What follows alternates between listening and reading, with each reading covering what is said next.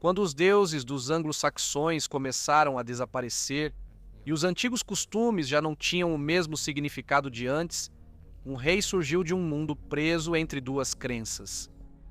Ele era filho de Pender da Mércia, o último grande governante pagão dos ingleses, um homem que não se curvava, que mantinha os antigos deuses enquanto outros se voltavam para Cristo. Sob Pender, a guerra era constante e a fé era disputada tanto quanto a terra. Daquele sangue veio Wulfir da Mércia. Ele não herdou um reino estável. Ele reconquistou um. Depois que a Mércia foi destruída, Wulfir se levantou e a reconstruiu da única forma que homens como ele sabiam, pela força. Ele lutou contra os saxões ocidentais, expandiu sua influência para Kent e Surrey, e por um tempo fez da Mércia a potência mais forte do sul. Seu governo não foi tranquilo e não foi brando, mas existem lendas que mancham seu nome por maior que ele tenha sido. Dizem que quando seus filhos se converteram à nova fé, Wulfir não perdoou que ele os matou por isso. Se isso é verdade ou algo criado depois, ninguém pode dizer ao certo, mas a história permaneceu e as pessoas se lembraram dela. Ele viveu numa época em que as coisas estavam mudando. Os deuses antigos estavam desaparecendo e a nova fé estava se firmando, quisessem os homens ou não.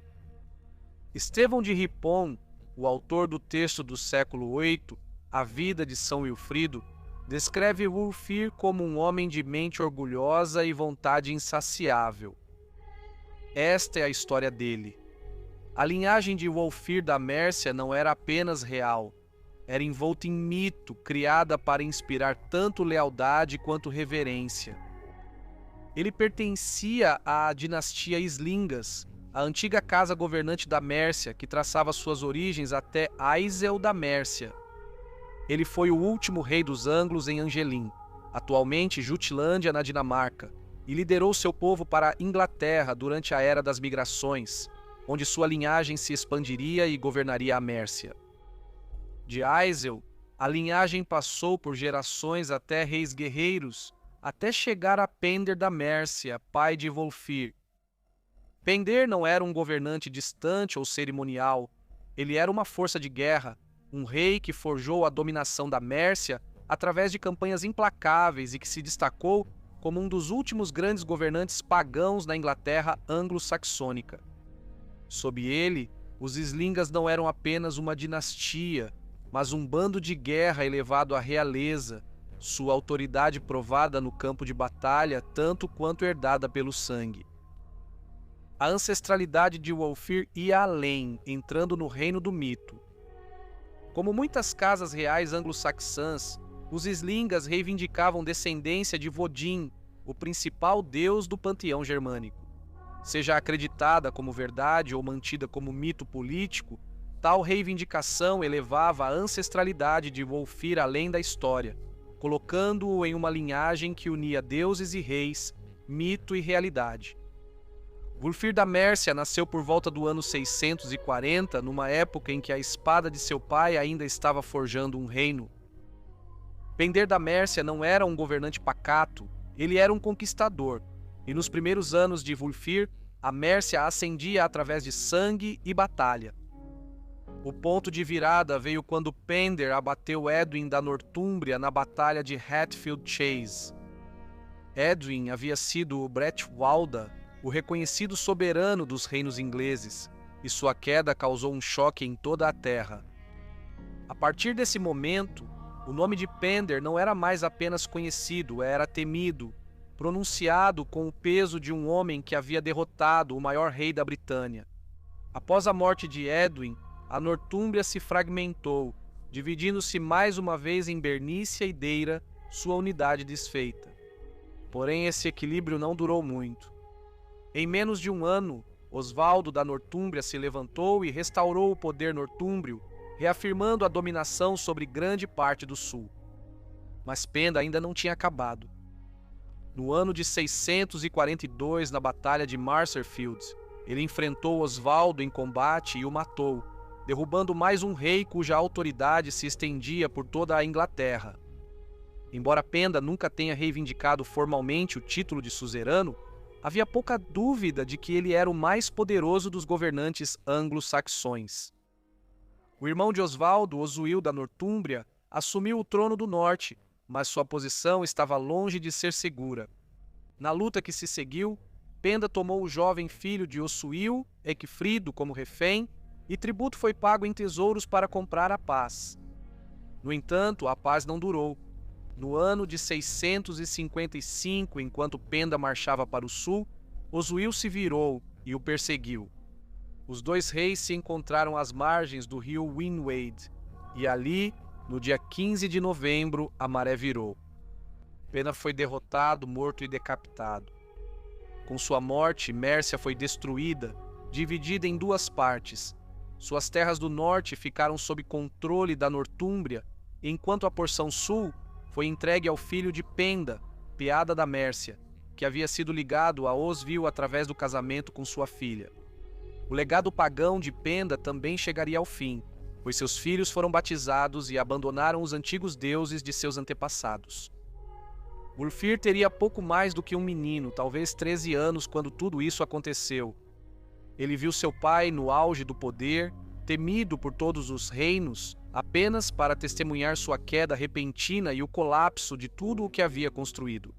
Ele viu seu irmão ser elevado ao trono, mas não como um governante livre, e sim como alguém sob a autoridade da Nortúmbria.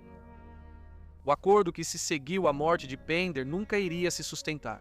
Peada da Mércia, colocado como governante da metade sul do reino sob supervisão Nortúmbria, não reinou por muito tempo. No ano de 656, ele foi assassinado, quase certamente como resultado de intrigas na corte, e tradições posteriores colocariam a suspeita até mesmo dentro de sua própria casa. Com a morte de Peada, Oswiu da Nortúmbria reforçou seu domínio, governando a Mércia diretamente. Por um breve momento, ele esteve no auge do poder, controlando efetivamente tanto a Nortúmbria quanto a Mércia, e foi considerado Bretwalda, um senhor supremo cuja autoridade se estendia por grande parte da Inglaterra anglo-saxônica. Mas a Mércia não era um reino que se submetia em silêncio. O domínio nortúmbrio era estrangeiro, imposto e profundamente ressentido pela nobreza mércia. A antiga elite guerreira que havia ascendido sob Pender não desapareceu com sua morte. Eles perseveraram esperando pelo seu momento. Esse momento chegou no ano de 658, quando 3 líderes da Mércia, Imen, Aafa e Edbert, se rebelaram. Eles não eram figuras menores, mas homens de destaque, provavelmente ligados à antiga ordem real, e agiram não apenas para se livrar do controle da Nortúmbria, mas também para restaurar a monarquia própria da Mércia. No centro do plano deles estava um jovem príncipe que, até então, permanecera nas sombras, Wulfir da Mércia. Segundo Beda, Wulfir havia sido mantido escondido durante os anos de dominação nortúmbria. Protegido, talvez, por seguidores leais que entendiam que, enquanto um filho de Pender vivesse, a linhagem real da Mércia não seria extinta. Quando a rebelião estourou, foi rápida e decisiva. A autoridade da Nortúmbria estava enfraquecida e provavelmente distraída pelas campanhas de Oswiu no norte, possivelmente contra os Pitos, não conseguiu se manter. A revolta da Mércia teve sucesso e com isso veio a restauração da independência. Mas a rebelião isolada não bastou. A Mércia precisava de um rei, e não de qualquer rei. Precisava de uma figura que pudesse unir o reino. Tirado do esconderijo, ele foi elevado ao trono não como um fantoche, mas como um símbolo do ressurgimento da Mércia. Sua ascensão foi além da chegada de um jovem ao poder. Isso sinalizou o retorno da Mércia como uma potência independente. Ele era filho de Pender, herdeiro dos Islingas, e agora o rei que iria recuperar o que havia sido perdido. O reinado de Wulfir da Mércia não foi um período tranquilo de consolidação, mas sim de movimento, pressão e expansão. Tendo assumido o trono após uma rebelião, ele governou como um rei que entendia que o poder precisava ser provado repetidas vezes, e ele fazia isso através da guerra. No ano de 661, ele voltou sua atenção para o sul, avançando sobre as terras dos saxões do oeste. Na devastação de Ashdown, as forças da Mércia avançaram profundamente pelo território inimigo, devastando uma região controlada há muito tempo pelos homens de Wessex. Esses não foram ataques menores, mas sim atos calculados de pressão, e seus efeitos foram duradouros. O coração do território dos saxões ocidentais ao longo do Alto Tâmisa ficou sob pressão, e até mesmo a estrutura da igreja deles começou a mudar. O bispado em Dorchester, que antes era central, de repente ficou exposto muito próximo de uma fronteira hostil. Uma nova sede foi estabelecida em Winchester e, em pouco tempo, a própria Dorchester foi abandonada, uma admissão silenciosa de até onde a influência da Mércia havia chegado. Wulfir não parou por aí. No mesmo ano, Wulfir levou suas forças através do mar até a ilha de Wight, conquistando-a e afirmando sua autoridade em uma região que há muito tempo permanecia à parte. Após a morte do rei Cenwalh de Wessex, o reino saxão ocidental se fragmentou, dividindo-se em pequenos domínios, sua unidade desfeita. Se esse colapso foi causado diretamente pelas campanhas de Wulfir ou apenas acelerado por elas, o resultado era claro. Mércia se destacava com seu rival do sul enfraquecido e dividido. No entanto, as guerras de Wulfir não foram travadas apenas com a espada. Sua influência se espalhou por meio de alianças, religião e controle sobre reis menores. No leste, os governantes dos saxões orientais ficaram sob sua autoridade, descritos por Beda como governando sob sua suzerania. Quando a peste abalou seu reino e seu povo se afastou do cristianismo, foi Wulfir quem interveio, enviando bispos para restaurar a fé deles. Um sinal não apenas de preocupação religiosa, mas de domínio político. Ao sul e a leste, sua influência podia ser vista em Kent e Surrey. Por meio do casamento com a Casa Real de Kent e através da nomeação ou reconhecimento de sub-reis, Wulfir estendeu sua influência para regiões que antes estavam além do controle da Mércia.